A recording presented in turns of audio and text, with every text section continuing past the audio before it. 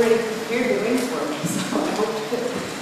that makes my job a little easier. Patricia pointed out yesterday that a long-standing debate among Calderonistas revolves around the punishment of the rebel soldier in La Vida es Sueño, who sparked the rebellion that overthrew Basilio and brought Segismundo to power.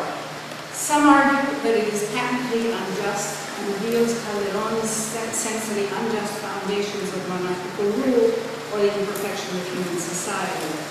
Others attribute it to a prudent reason of state that condemns treachery to the established order even to achieve a desired end, and blame the soldier's self-serving claim that he deserves a reward. Like most 21st century readers and spectators, some of whom gasp aloud at the edict that the rebel soldier be sent to the Tower prison, my political sympathies align with the soldier. But my objective herein is to question my own wish to attribute that position to Calderón and to illuminate the drama, that debate from the perspective of several other Calderonian dramas of war and rebellion that include the tensions of soldiers. Bringing into my treatment consideration of the changing status of military service in early modern Spain as the army became semi-professional, I suggest that Calderón regularly assigns the dirty but necessary work of war to self-serving actions of lower-class characters whom he depicts unfavorably, thereby safeguarding an aristocratic ideology of the nobility of military service by upper-class officers. El Tusanil de Alpujarra, como Amarga después de la muerte, and the Morisco revolt in the Alpujarras of 1568-70, brutally put down by the troops commanded by Don Juan de Austria, is a work that centered my attention on Calderón's soldier. As Brent pointed out to you yesterday, I believe that Calderón did create in the first act sympathy for the situation of the Morisco rebels, leading to a kind of a deadlock with the Catholic demand that they be fully assimilated culturally as well as religiously. But for me,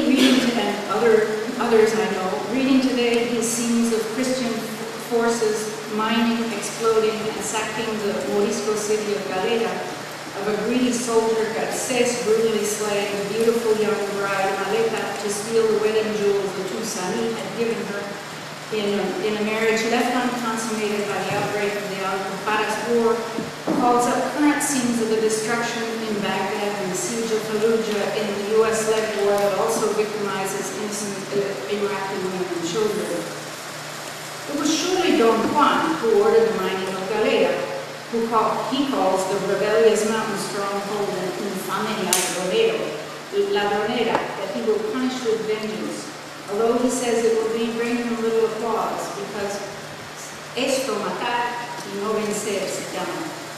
But Calderón makes the idea originate not with Don Juan, but with the Christian foot soldier Garcés, who discovers an ideal point to mine the walls of Mountain Stronghold while pursuing his escaped prisoner, Don Álvaro's comic lacayo al Cuscus. It's not fortuitous that Calderón crisscrosses the fortune of the Morisco Gracioso and Garcés. Although Garcés, neither whose first name or rank is indicated,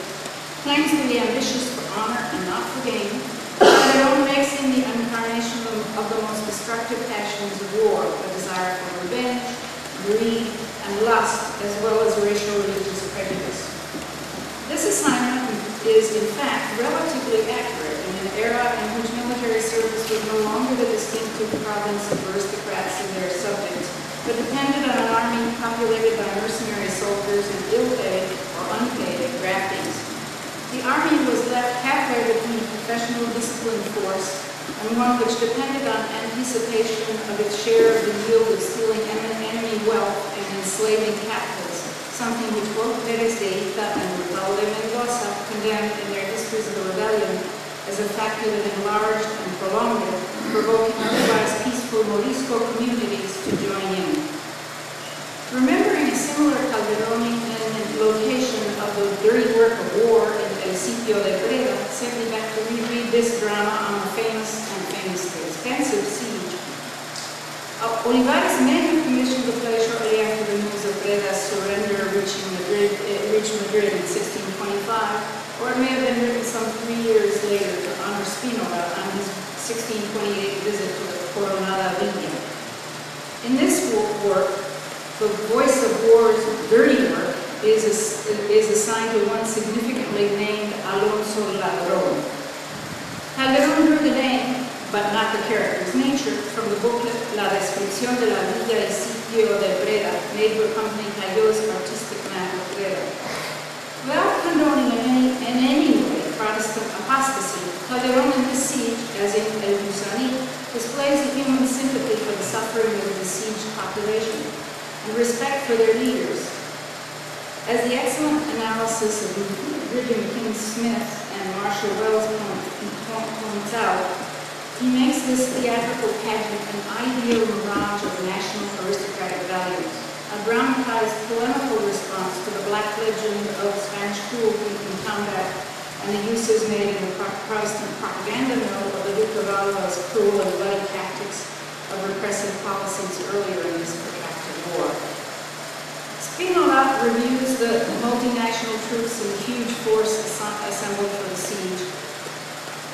and in the process of which Ladrón points out the Italians and Walloons, and Spinola says, "Sufren mucho en un sitio estos soldados," to which Ladrón responds ironically, "Si el saco espera, sí." Spinola defends them, saying, "No los baldones que pelean también," drawing the rejoinder from Ladrón, "si están pagados."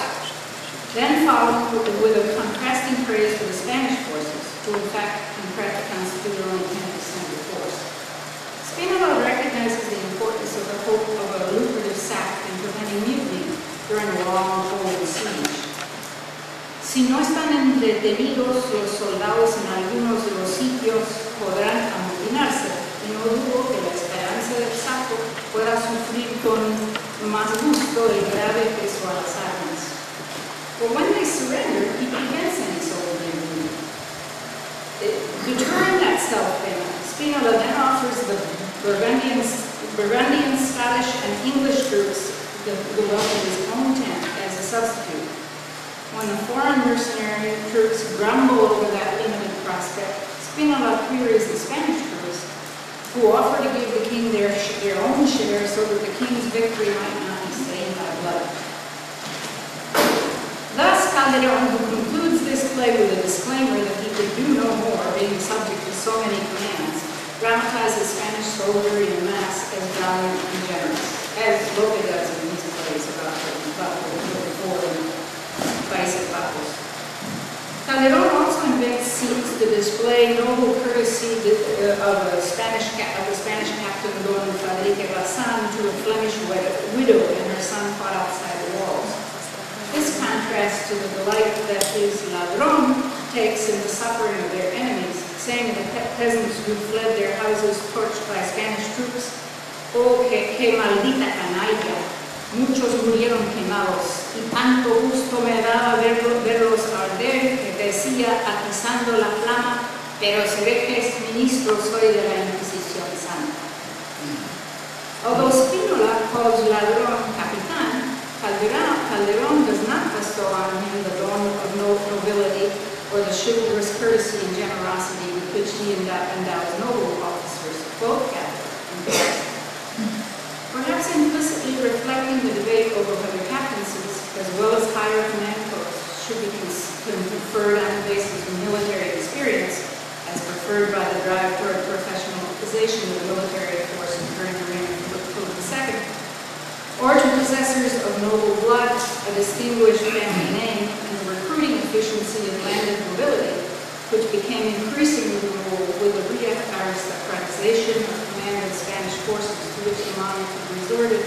under the economic strain of multiple foreign wars and declining revenues. In Alcalde de Zalamea, set in 1581 as Spanish troops traveled toward Portugal to secure Philip's claim as a monarch, however,